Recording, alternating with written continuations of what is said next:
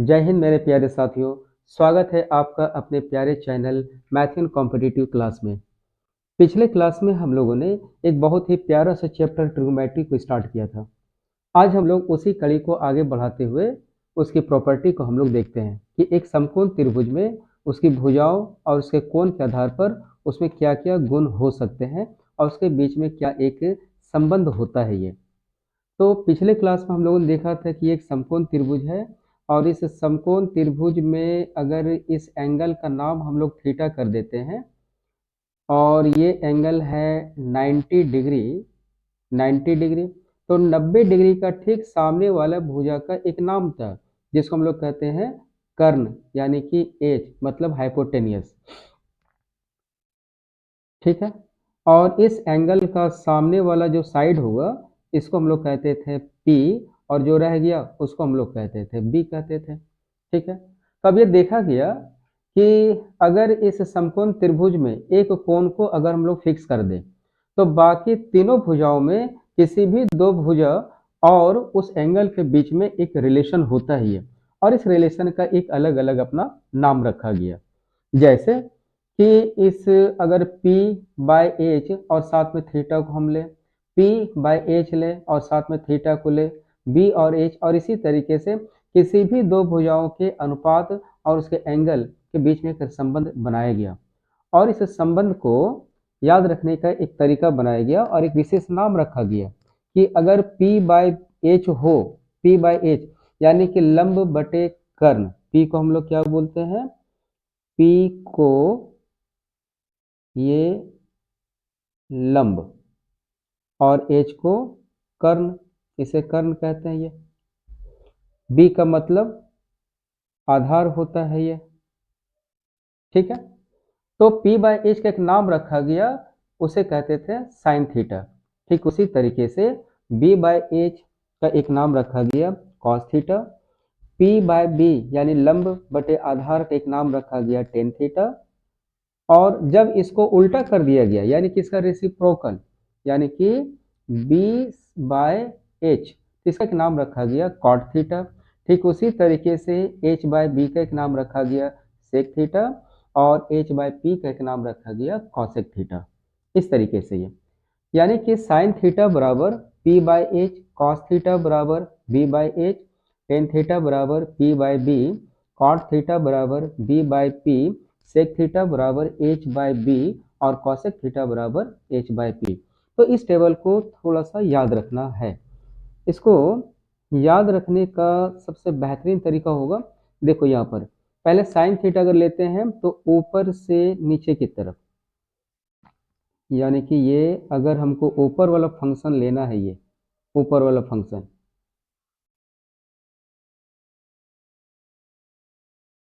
ये ऊपर वाला फंक्शन, तो ऊपर के लिए हम लोग ऊपर से नीचे का रेशियो में हम लोग आएंगे, और अगर नीचे वाले फंक्शन का वैल्यू फाइंड करना है तो इसको हम लोग नीचे से ऊपर का एक रेशियो हम लोग बना लेंगे। इसको याद रखने के लिए सबसे बेहतरीन ट्रिक है, और इससे आसान तरीका दुनिया में और हो ही नहीं सकता है, और इसके लिए हम लोग पंडित जी को याद करते हैं, यानी कि पंडित बद्री प्रसाद हरि हरि बोल।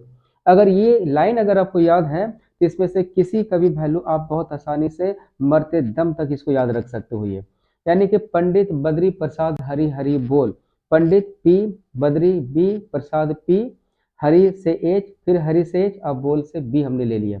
यानी कि ये जो फर्स्ट रेशियो है ये जो दिखाई दे रहा है पी बाई एच, ये साइन थीटा के लिए, इसके कुछ सीरियल को याद रख लेना है कि sine cos tan cot sec cosec, बस इसको सीरियल में ऐसे याद रख लेना है थोड़ा सा, है ना। तो फिर इस पंडित बद्री प्रसाद हरि हरि बोल इस ट्रिक से इसको जीवन भर के लिए याद रखा जा सकता है, और इस ट्रिग्नोमेट्री में याद करने जैसा कुछ भी आपको नहीं मिलेगा। आगे देखना दोस्त, मैं आपको पढ़ाऊंगा, मैं पढ़ा रहा हूँ, और आप देखोगे कि इसमें रट्टा मारने जैसा कुछ भी आपको नहीं मिलना है। ये बस ये तीन चीजों का पहचान हम लोग पिछले ही क्लास में लिए थे, एक पी को, बी को, एच को। ठीक है। और एक नया चीज आ गया है साइन कोस। अगर हम लोग बेसिकली बात करें तो ट्रिग्नोमेट्री में सिर्फ एक ही इंपॉर्टेंट फंक्शन है, वो है साइन थीटा, और साइन और कॉस ये दो, बाद में हम लोग देखेंगे कि इसी साइन से कॉस ही बना हुआ है। बाकी टेन कॉट सेक कोसेक ये जो सारा चीज है इसी दो का ही फंक्शन ये होता ही है। तो बेसिकली देखें तो हम लोगों के पास में सिर्फ साइन और कॉस है, और इसी दोनों के हेल्प से बाकी सारी चीज़ों को हम लोग फाइंड कर लेंगे ये। ठीक है, तो फिर से तो पंडित बद्री प्रसाद हरि हरि बोल, या इसको हम लोग लिख सकते हैं, और ये ऐसा लाइन करके हम लोग यहाँ से फिर से यहाँ पर रफ में कर सकते हैं, साइन थीटा, ये कॉस थीटा, ये टेन थीटा, और नीचे आ जाओ तो ये कॉट थीटा, ये सेक थीटा, और ये कॉसेक थीटा। ठीक है, तो साइन थीटा के लिए P by H, cos theta B by H, tan theta P by B, cot theta B by P, sec theta H by B, और cosec theta H by P. बस इतना छोटा सा ये। अब हम लोग इसी के आधार पर कुछ प्रॉब्लम को हम लोग देखते हैं कि इसके हेल्प से हम लोग कुछ प्रॉब्लम को कैसे हम लोग सॉल्व कर सकते हैं ये। चलिए फिर से ये फॉर्मूला सामने में है, और कुछ प्रॉब्लम को हम लोग सॉल्व करने का कोशिश करते हैं ये। ठीक है, चलिए मान लेते हैं कि अगर क्वेश्चन ऐसा हो, अच्छा ठीक है, अभी फिलहाल हम लोग इसी को लेते हैं। अगर ऐसा हो कि साइन थीटा बराबर 3/5, साइन थीटा बराबर 3/5, तो इसके हेल्प से बाकी सारे ट्रिग्नोमेट्रिक फंक्शन को फाइंड करना है। यानी कि साइन थीटा का वैल्यू दिया हो 3/5, तो बाकी फाइंड करना है कि कॉस कैसे फाइंड करेंगे, टेन कैसे फाइंड होगा, कॉट सेक और कोसेक भी हम लोग कैसे फाइंड करेंगे ये। तो इसको हम लोग थोड़ा टेक्निकली अगर सीख जाए फाइंड करने के लिए तो बहुत आसान होगा। इसके लिए जो पहले क्लास में हम लोग तीन चीज़ों को सीखे थे, तीन नहीं एक ही कहेंगे, वो था कि H square equal to P square plus B square. ठीक है, अच्छा अगर हम यहाँ से स्क्वायर को अगर हम हटा दें तो फिर क्या होगा, ये under root P square plus B square. ठीक है, इसी तरीके से अगर हम पी स्क्वायर को फाइंड करें, ये होगा H square minus B square, और अगर हम स्क्वायर को हटा दें तो ये होगा under root H square minus B square. Okay, अच्छा अगर हमको फाइंड करना है बी, बी स्क्वायर, ये होगा H square minus P square, तो बी बराबर under root H square minus P square. ठीक है, मतलब मोटा मोटा याद रखना है कि स्क्वायर हटाने पर वो रूट में कन्वर्ट हो जाता है ये, है ना। तब यहाँ पर हम लोग देखते हैं कि 3/5 साइन थीटा, तो साइन थीटा क्या होता है पी बाई एच। इसका मतलब ये हुआ कि ये वाला पी है और ये वाला एच है। ये पी और एच मालूम है, तो फाइंड करना है बी, तो बी के लिए यहाँ पर कौन सा फॉर्मूला है, ये वाला। तो हम लोग पहले चुपके से बी को हम लोग फाइंड कर लेते हैं। ठीक है, तो बी इक्वल टू क्या होगा, देखो फॉर्मूला यहाँ पर लिखा हुआ, उसको हम लोग बार बार नहीं लिखेंगे, है ना।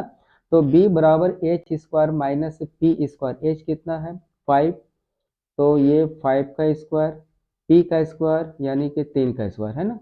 ये कितना होगा 5 का स्क्वायर 25, 3 का 9, 25 में से 9 घटाओगे तो ये 16, और 16 का होगा 4। बस अब बाकी हम लोग इसी के हेल्प से फाइंड कर लेंगे। यानी कि अगर cos थीटा फाइंड करना है तो cos थीटा का वैल्यू सामने दिख रहा है b बाई एच, और b का वैल्यू 4 और h का वैल्यू यहाँ पर दिख रहा है 5। बस ये हो गया, बहुत आसान है।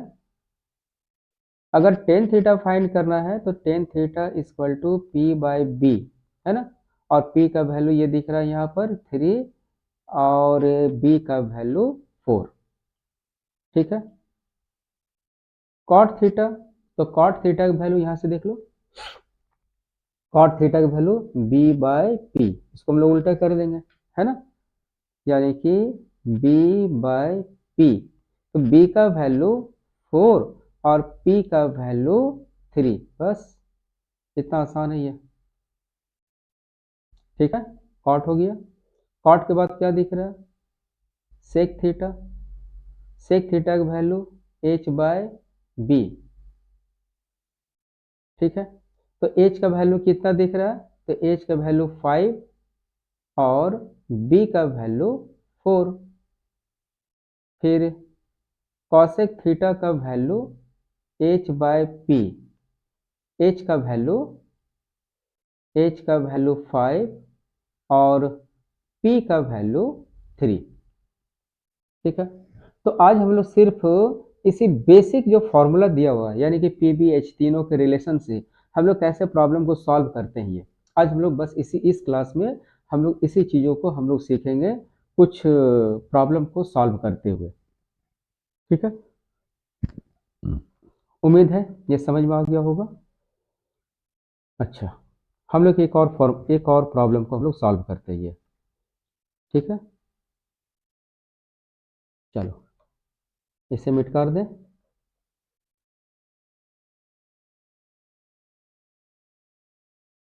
सब लोग मतलब एकदम आसानी से, मतलब हमारे पास में बहुत सारा फॉर्मूला नहीं है, सिर्फ एक यही पंडित जी के फॉर्मूले से ही हम लोग बाकी कैसे सॉल्व कर सकते हैं हम लोग देखते हैं भी, बहुत मज़ा आएगा इसको सॉल्व करने में। ठीक है, अब एक दूसरी प्रॉब्लम को हम लोग देखते हैं ये। ठीक है, ये सारा फॉर्मूला मैं हटा देता हूँ। ओके, चलो अब अगर ऐसा हो, फिर से अगर ऐसा हो कि tan theta equal to tan theta, कितना ले लें, टेन थीटा, ये मान लेते हैं कि 5/12। ठीक है, 5/12। तो फाइंड करना है, फिर से तो फाइंड करना है कि साइन थीटा और प्लस कॉट थीटा का वैल्यू कितना होगा, ये फाइंड करना है। ओके, तो टेन थीटा इक्वल टू 5/12 दिया हुआ, 5/12। अब इसके हेल्प से हमको साइन थीटा और कॉट थीटा का वैल्यू फाइंड करना है। तो फिर से टेन थीटा बराबर क्या होता है, P/B। एक काम करते हैं, यहाँ पर थोड़ा सा हम लोग लिख लेते हैं, ये है P और ये वाला है B। तो इस दोनों के हेल्प से पहले हम लोग H का पता लगा लेते हैं। तो H का वैल्यू होता है अंडर रूट P का स्क्वायर प्लस B का स्क्वायर। ठीक है, तो P का वैल्यू कितना दिख रहा है, 5, तो ये 5 का स्क्वायर। B का वैल्यू 12, तो ये 12 का स्क्वायर है ना। तो 5 का स्क्वायर 25 और 12 का स्क्वायर होगा 144। ये कितना होगा, तो 169 यानी कि 13। अब इस दोनों के हेल्प से हम लोग साइन और कॉट का वैल्यू फाइंड कर लेते हैं। ऐसा करते हैं, इसको सीधे हम लोग यहाँ पर लिख लें, है ना। तो sine theta plus cot theta. Okay, तो साइन थीटा का वैल्यू क्या होता है, अभी सामने दिख रहा है ये P/H, और कॉट थीटा का वैल्यू, ये कॉट थीटा कितना है, B/P। तो P/P, अब सारे वैल्यू को पुट कर दे, है ना। तो P का वैल्यू दिख रहा है 5 और H का वैल्यू अभी हम लोगों ने फाइंड किया 13। B का वैल्यू, B B का वैल्यू यहाँ पर ये 12 और P का वैल्यू 5। ठीक है, बस इसको हम लोग सॉल्व कर दे। तो देखो 13 और 5 का एलसीएम ले लेते हैं। तो 13 और 5 का एलसीएम, 13 पचे 65 ये होगा। तो इस 5 को 5 से मल्टीप्लाई कर दो, क्रॉस 25, और 13 को 12 से मल्टीप्लाई कर देते हैं ना। तो 13 दूनी 26 और 13 दो 15। ठीक है,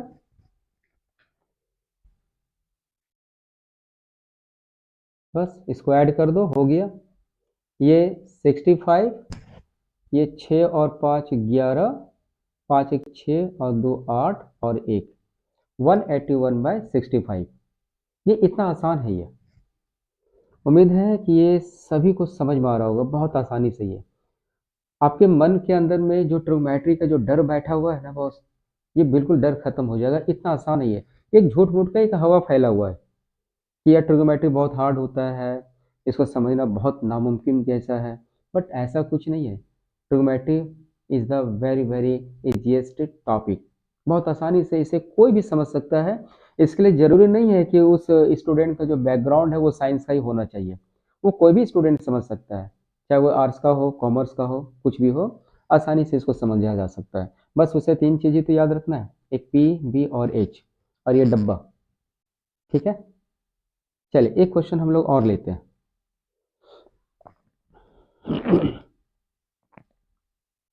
एक क्वेश्चन और मान लेते हैं कि एक, अगर हम लोग ऐसा लेते हैं फिर से कि अच्छा, कभी कभी क्या है ना कि थोड़ा सा एक मूवमेंट होता है क्वेश्चन में, ठीक है। मान लो कि अगर ऐसा होता कि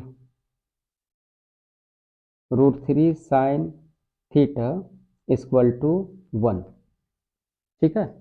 तो फाइंड करना है वैल्यू, फाइंड करना है, मान लो कि ऐसा दे दे कि इसका हेल्प से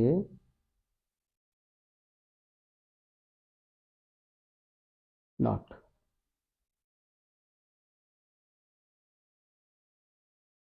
मान लेते हैं कि इसकी मदद से जो वैल्यू फाइंड करना है वो है 1 + 2